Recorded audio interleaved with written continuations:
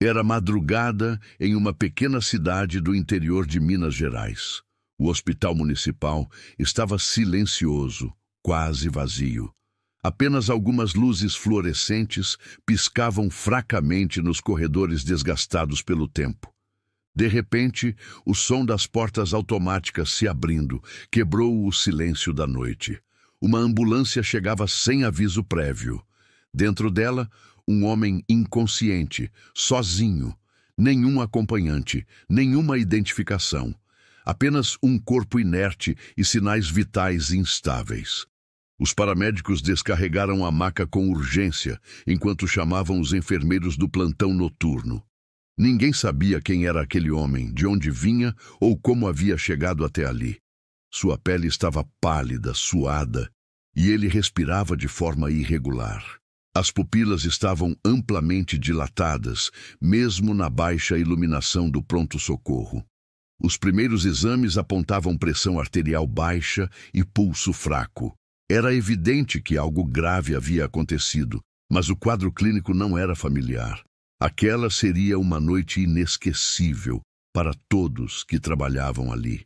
Os médicos rapidamente começaram a examinar o paciente. Ele usava roupas caras, bem passadas, e parecia cuidar da aparência.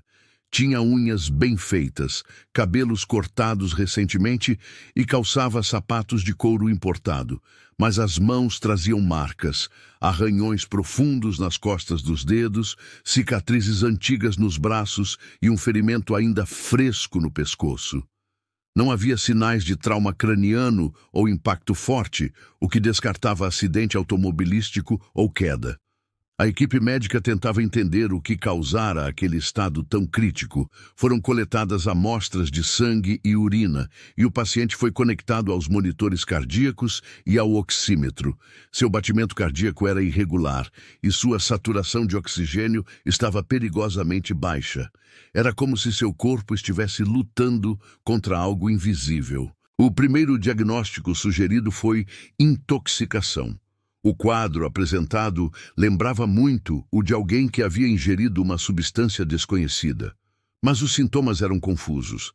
Enquanto alguns indicavam depressão do sistema nervoso central, outros mostravam sinais opostos: aumento da frequência cardíaca em certos momentos, agitação muscular, sudorese intensa. O médico responsável pelo atendimento decidiu pedir exames toxicológicos completos, incluindo drogas recreativas, medicamentos controlados e substâncias proibidas. Ao mesmo tempo, iniciou-se uma lavagem gástrica preventiva, já que não havia como saber há quanto tempo o paciente havia ingerido qualquer coisa. Enquanto isso, a equipe tentava localizar familiares ou amigos. Um dos enfermeiros ligou para a polícia, esperando encontrar alguma informação sobre o homem. Mas, surpreendentemente, não havia registros de desaparecimento recente compatíveis com as características físicas dele. Parecia como se ele tivesse surgido do nada. Enquanto aguardavam os resultados dos exames, o paciente começou a mostrar sinais de recuperação parcial. Respirava melhor. E, embora ainda inconsciente, seus sinais vitais estabilizaram-se temporariamente. A equipe continuou monitorando-o de perto, anotando cada alteração. Foi quando um detalhe chamou a atenção. A língua do homem estava levemente azulada, e suas extremidades frias ao toque. Isso poderia indicar má circulação ou exposição prolongada ao frio. No entanto, a temperatura ambiente naquela noite era amena. Algo mais estava afetando seu corpo. O médico responsável pela UTI decidiu solicitar uma tomografia computadorizada completa. Queriam verificar possíveis hemorragias internas ou danos cerebrais que não fossem visíveis à primeira vista. Enquanto preparavam o paciente para o transporte até o setor de imagem, um dos técnicos reparou em algo incomum. Entre os dedos do homem havia resíduos de uma substância escura e oleosa. Quando perguntaram ao restante da equipe se tinham encontrado algo semelhante dentro da ambulância, a resposta foi negativa. A suspeita aumentou de que o paciente estivesse envolvido em algo fora do comum. Os resultados dos exames toxicológicos começaram a chegar. Eles confirmaram uma grande surpresa. O paciente tinha altos níveis de atropina no sangue. Atropina é uma substância derivada da beladona, conhecida historicamente tanto por seus usos médicos quanto por ser usada como veneno. Em doses terapêuticas, é utilizada para tratar bradicardia e envenenamento por organofosforados. Mas em grandes quantidades, pode causar alucinações, delírio, hipertermia, convulsões e até coma. O nível encontrado no sangue do homem era suficiente para matar uma pessoa comum. E, no entanto, ele sobrevivia. Como isso era possível? Seria tolerância extrema? Ou talvez o composto tenha sido administrado lentamente, em doses acumulativas? A equipe médica discutiu as possibilidades, mas nenhuma explicação parecia satisfatória. Além disso, a presença de atropina levantava outras perguntas. Quem aplicaria essa substância nele? Por quê? E onde ele estivera antes de aparecer no hospital? Com os novos dados, a investigação ganhou velocidade. A polícia voltou ao hospital e interrogou novamente os funcionários, especialmente os paramédicos que trouxeram o paciente. Ninguém sabia de onde ele veio ou como foi encontrado. A ambulância havia sido chamada por um número bloqueado. E o local informado foi um posto de gasolina abandonado às margens da BR-116. Quando os socorristas chegaram, encontraram o homem caído atrás do balcão, como se tivesse sido deixado ali. Nenhuma testemunha apareceu, nenhum veículo suspeito foi visto nas proximidades. A polícia requisitou as câmeras de segurança do posto, mas elas estavam desligadas. A única pista real era o próprio paciente. Com base nos exames, a polícia abriu uma investigação criminal, considerando a possibilidade de tentativa de homicídio ou envenenamento intencional. Mas, para isso, precisavam descobrir a identidade do homem. Sem documentos, o processo seria mais lento. Foi então que decidiram usar o sistema de reconhecimento facial do Ministério da Saúde, cruzando fotos do paciente com registros de consultas anteriores. O resultado foi inesperado. O homem já havia aparecido em outro hospital meses antes, também sem identificação, mas dessa vez havia assinado um termo de alta voluntária e sumido. As imagens do paciente foram divulgadas, anonimizadas em jornais locais e redes sociais, na esperança de que alguém o reconhecesse. Dias se passaram sem resposta. Apenas uma ligação anônima chegou à delegacia. Ele está morto. Vocês estão perdendo tempo. Quando os policiais perguntaram quem falava, a ligação caiu. A equipe médica, entretanto, seguiu com os tratamentos. A atropina foi combatida com benzodiazepínicos e lavagem renal, mas o paciente não dava sinais claros de recuperação neurológica. Às vezes, mexia os dedos ou abria os olhos brevemente, mas não respondia a estímulos verbais. Os médicos temiam sequelas permanentes, caso ele sobrevivesse. Além disso, a quantidade de atropina no organismo sugeria ingestão repetida ou injeção intravenosa, o que reforçava a hipótese de crime. Mas por qual motivo alguém usaria uma substância tão específica? A equipe analisou artigos científicos e relatórios históricos de uso de atropina em práticas clandestinas. Descobriram que ela era usada em rituais religiosos proibidos, em experimentações ilegais e até por grupos paramilitares para provocar alucinações e submissão psicológica. Era uma linha de investigação nova, delicada, mas plausível. Passaram-se dias e o paciente permanecia internado. Seu quadro oscilava entre períodos de estabilidade e crises repentinas. Houve uma noite em que ele acordou momentaneamente, murmurou palavras desconexas e depois voltou ao estado semi-inconsciente. Um dos médicos gravou parte da conversa, na esperança de encontrar alguma pista. Nas gravações, ouviam-se fragmentos como "Não me deixe, eles vão voltar" e "Preciso sair daqui". Nada conclusivo, mas suficiente para alimentar teorias.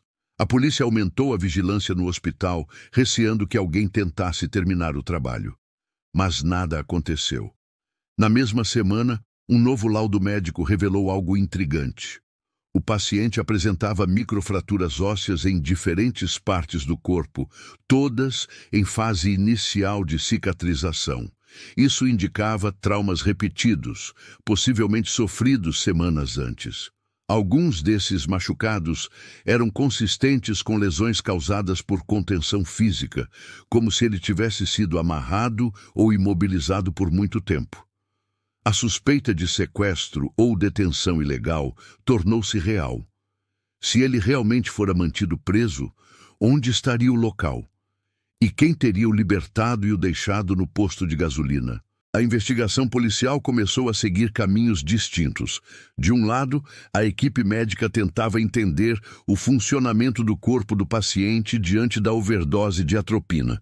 Do outro, a polícia buscava informações sobre possíveis redes criminosas que utilizassem substâncias psicotrópicas em atividades ilegais.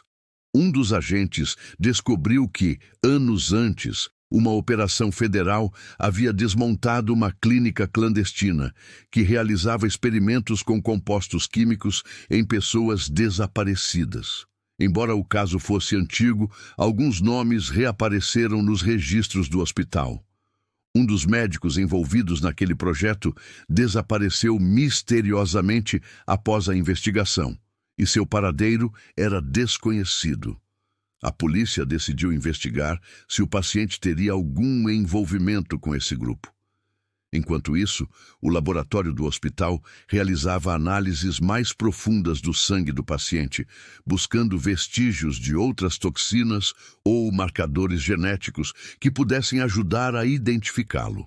Os resultados demorariam dias, mas as pistas estavam se conectando. Uma semana após a internação, o paciente finalmente acordou. Estava confuso, desorientado no tempo e no espaço.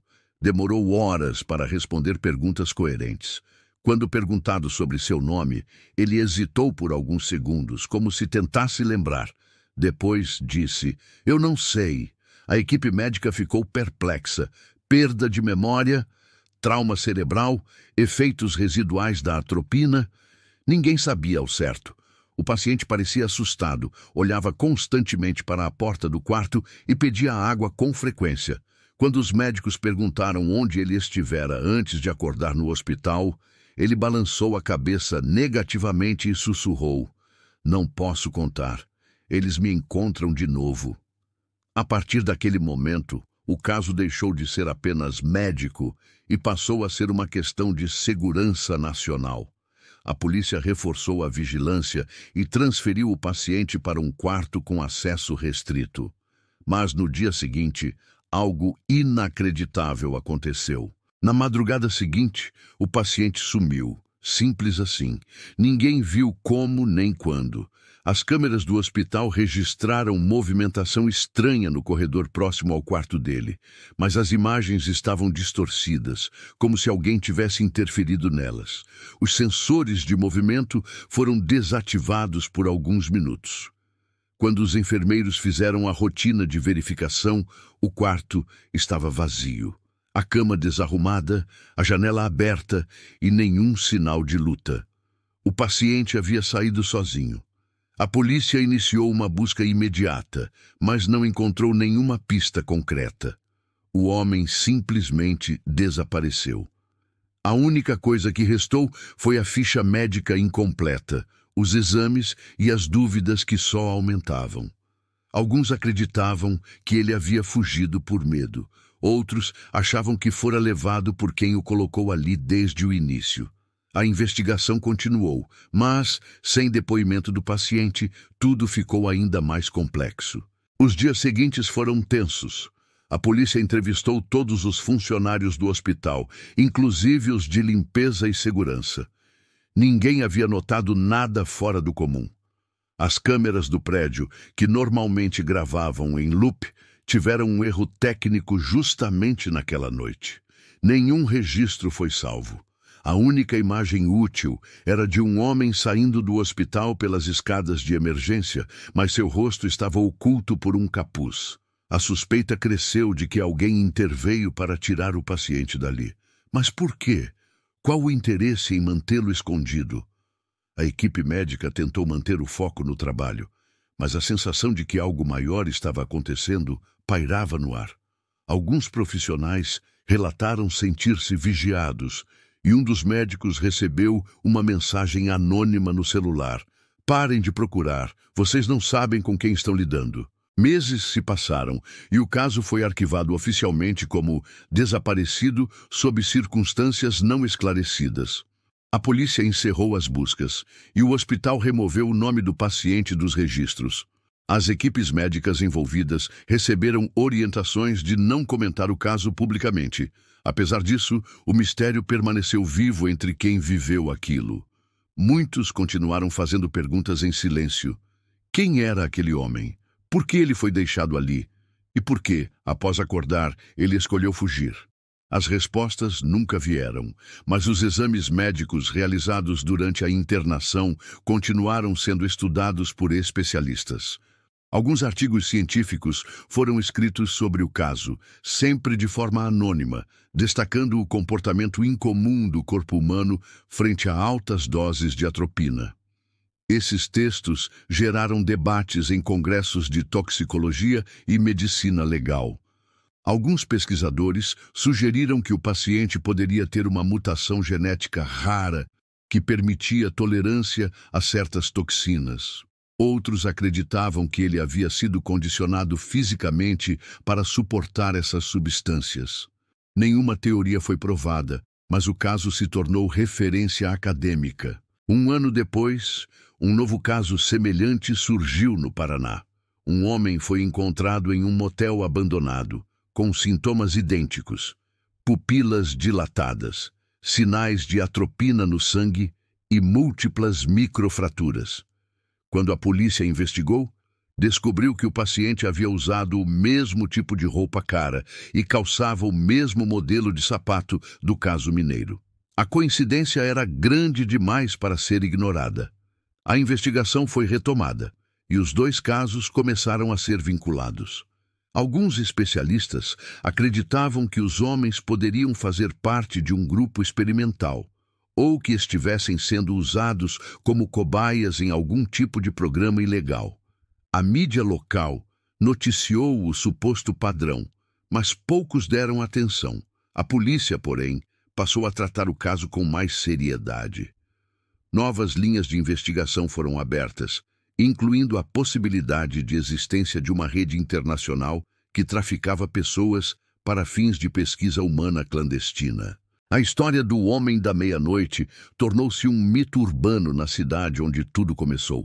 Funcionários do hospital trocavam histórias sobre o paciente misterioso e alguns juravam ter sonhado com ele. A versão mais popular dizia que ele retornava periodicamente, sempre à noite, para pegar cópias dos próprios exames. Ninguém sabia se era verdade, mas ninguém duvidava totalmente. Para os profissionais da saúde envolvidos, aquele foi um dos casos mais desafiadores da carreira. A combinação entre sintomas incomuns, desaparecimento inexplicável e ausência de identidade transformou o episódio em algo mais do que um simples atendimento médico. Foi um encontro com o desconhecido. Alguns médicos mudaram suas áreas de atuação após o ocorrido, sentindo-se expostos demais ao risco. Outros mergulharam fundo nos estudos de toxicologia e neurofarmacologia, tentando entender o que realmente aconteceu com aquele corpo humano. O caso permaneceu como um dos maiores mistérios médicos não resolvidos no Brasil. Não há registros oficiais completos e muitos documentos foram selados por ordem judicial. A família do paciente, se é que existe, nunca apareceu. Nenhum parente reclamou o corpo e nenhuma autópsia foi realizada. O Homem da Meia-Noite continua sendo uma incógnita, um caso que mistura ciência, crime e mistério. Se ele realmente sobreviveu ao que pareceu ser uma tentativa de assassinato, onde está agora? E por que ele fugiu se tinha a chance de contar toda a verdade? Essas perguntas ecoam até hoje. O corpo humano é uma máquina complexa, mas às vezes os mistérios que ele carrega são maiores do que podemos compreender. E este é um desses casos.